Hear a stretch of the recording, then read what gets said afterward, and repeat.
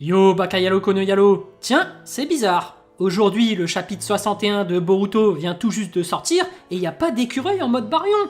Il y a juste le pingouin qui est là, en train de dessiner tranquillement. La paix est revenue dans la maison. Et ça c'est cool, parce que ça veut dire que le concours de dessin continue. Il reste plus que 5 dessins pour faire gagner les lots. Il y aura vraiment des super cadeaux surprises, mais je vous dis pas ce que c'est. N'hésitez pas à rejoindre notre Discord. Le lien est en description. Et puisque la paix est revenue, mettez de l'eau en commentaire. Parce que oui, faut penser au réchauffement climatique. Il y a eu trop de mode baryon cet été, faut savoir rafraîchir la température. Bon, allez, regardons ensemble le chapitre 61 de Boruto. Boruto qui est avec ses potes, il ouvre un paquet de cartes et il tombe sur Shino. Mais oui, Shino Aburame, s'il est là, c'est pas par hasard. Toi-même tu connais le cyborg indestructible ultime de Konoha, le Robocop le plus puissant de tout l'univers. Oui, c'est un très beau clin d'œil de l'auteur pour nous annoncer l'arrivée de Shino, les amis. Mais en attendant, un ninja est en train de les observer. Boruto qui fait la gueule.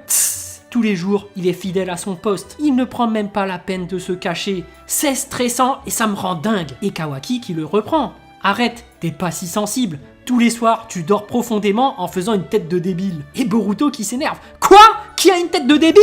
Ha ha, j'arrive trop bien à imaginer la scène. Et Boruto qui continue à pestiférer. À la base, tout le village est protégé par un système de détection ultra rigoureux, pas vrai ? Je ne vois pas la nécessité de nous surveiller comme ça. Et Inojin qui dit, il s'agit de la barrière de détection qui protège le village. Chaque entrée et chaque sortie est automatiquement contrôlée. Shikadai qui ajoute, chaque chakra est différent. Un peu comme les empreintes digitales. Grâce à une base de données, on peut savoir s'il s'agit d'une personne déjà connue ou pas. Et Boruto qui est blasé. Exactement. Quoi qu'il en soit, s'il y a un intrus, on le sait. Alors c'est inutile qu'un vieux gars nous surveille. Et Inojin qui en déduit, il est probablement un ninja de type sensoriel. Si ce fameux code apparaît, ce sera sûrement le 7ème ou Monsieur Sasuke qui interviendra. Lui, il est là pour transmettre votre emplacement et celui de l'ennemi en cas d'urgence. Et Boruto qui pète un câble. Où est passée ma vie privée ? Toi alors, quel est le plus important ? Ta vie privée ou ta sécurité ? Et Kawaki qui repense à Amado. Ses paroles sont en train de le hanter. Il est probable que le Hokage meure s'il affronte Code en duel. Avec lui, ça ne se passera pas comme avec Delta. Tu le sais aussi. Et Inojin qui est fier de son clan. L'unité de détection de Konoha, dont les membres du clan Yamanaka, est supra compétente. Et Inojin qui se veut rassurant. Alors rassure-toi, à moins d'être capable d'effacer les réactions vitales de son chakra, aucun fait et geste dans le village n'échappe à l'unité de détection. Et Kawaki qui se dit effacer son chakra. Pendant ce temps, Sasuke est allé inspecter les marques de code. Voici les marques de griffes. Ne t'en approche pas trop. Et Sasuke qui lui répond, je connais son pouvoir. Pas besoin d'explication. Avez-vous constaté des choses pendant votre surveillance ? Et le ninja surveillant lui répond, rien de particulier, ça fait 10 jours qu'il ne s'est rien passé. Je commence à me demander si tout ça a un sens. Sasuke qui se rapproche alors pour observer les marques, il regarde les environs, il en déduit donc, il n'apparaîtra pas ici à mon avis. Et il poursuit.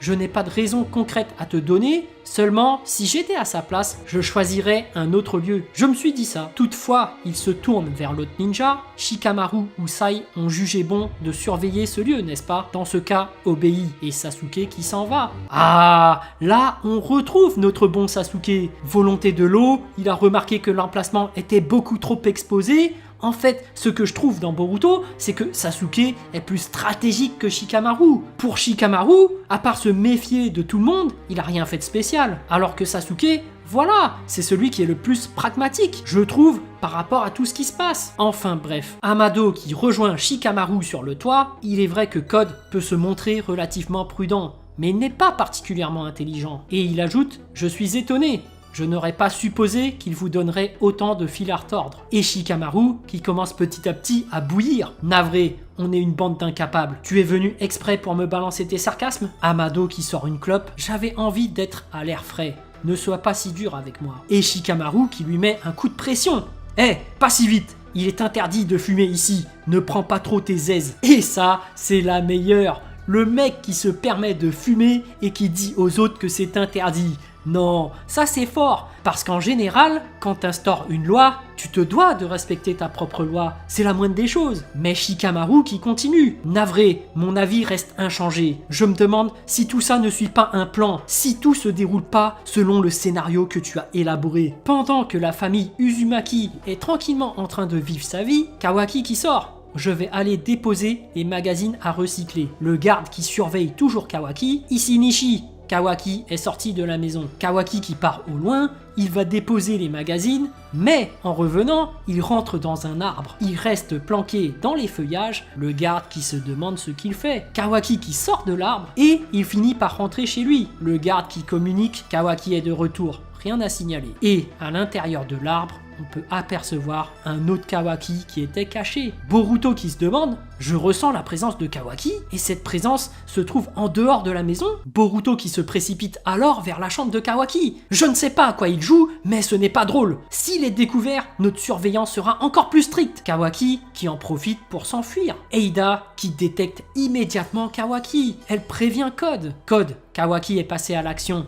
Il est en train de se déplacer seul. Et elle l'explique, il a effacé les réactions de son chakra. À la base, c'est un tour anodin pour un Otsutsuki. Et Code qui répond, je ne sais pas ce qu'il veut, mais s'il est seul, je ne peux pas manquer cette occasion rêvée. Et Code qui apparaît à partir d'un arbre. Boruto qui retrouve Kawaki dans sa chambre. Je sais que tu es un clone. Qu'est-ce que tu as en tête, Kawaki? Et Kawaki qui lui répond, arrête de crier. Si ça se sait, ça va faire des histoires. Le vrai Kawaki qui se demande, Boruto? Est-ce parce qu'on est tous les deux des Otsutsuki ou est-ce à cause de notre compatibilité? On dirait qu'il perçoit ma présence par une sorte de longueur d'onde. Et Code qui est déjà prêt à cueillir Kawaki en plein dans la forêt. Les amis, c'est déjà fini!